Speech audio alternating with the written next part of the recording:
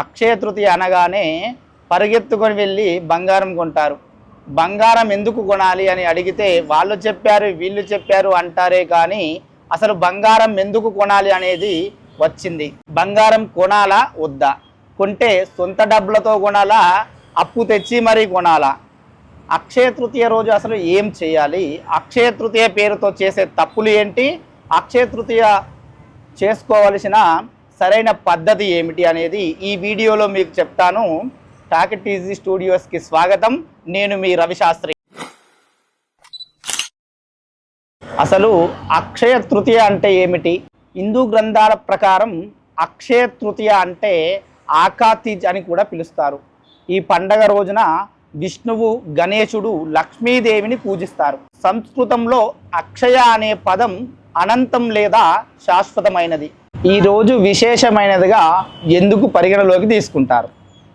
హిందూ సాంప్రదాయాలలో ప్రతిరోజు విశేషమైనదే, అయితే వాటిలో కొన్ని రోజులు మాత్రం మరింత విశేషమైనవి.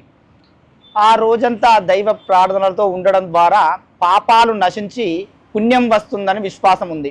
అలాంటి ముఖ్యమైన పర్వదినాలలో ఒకటి అక్షయ తృతీయ. వైశాఖ శుద్ధ తదియ రోజున అక్షయ తృతీయగా జరుపుకుంటారు.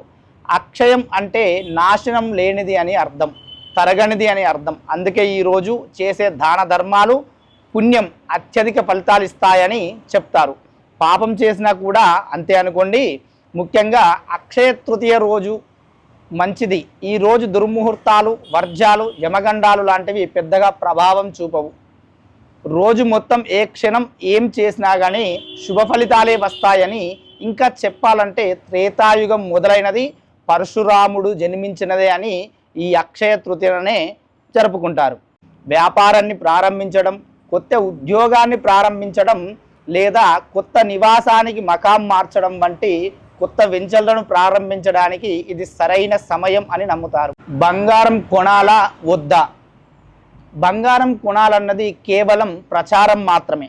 అక్షయ తృతీయ అనగానే బంగారం కొనాలనే ప్రచారం చేస్తున్నారు. ఎంతో కొంత తప్పనిసరిగా కొనాలని, అలా కొనకపోతే మహాపాపం అన్నట్లుగా ప్రచారం హోరెత్తుతుంది. దీంతో అప్పో సప్పో చేసి మరి బంగారం, వెండి లేదా విలువైన వస్తువులు కొనేందుకు బంగారం షాపుల ముందు ఎగబడుతున్నారు. వాస్తవానికి అక్షయ తృతీయ రోజున బంగారం కొనాలని ఏ శాస్త్రాలలో కూడా చెప్పబడలేదు. ఇదంతా వ్యాపారాలను పెంచుకునేందుకు చేసే దుష్ప్రచారమే. తెలియని విషయం ఏమిటంటే కలిపురుషుడి 5 స్థానాలలో బంగారం ఒకటి. అంటే కలిపురుషుడిని మనము ఇంట్లోకి ఆహ్వానించుకున్నట్టే. బంగారం అనగానే అహంకార హేతువు. మనము ఇంకా అహంకారాన్ని పెంచుకుంటున్నామనే అర్థం. బంగారం కొనాలన్నదే కాదు, బంగారం దానం ఇవ్వాలన్నదే విశేషం.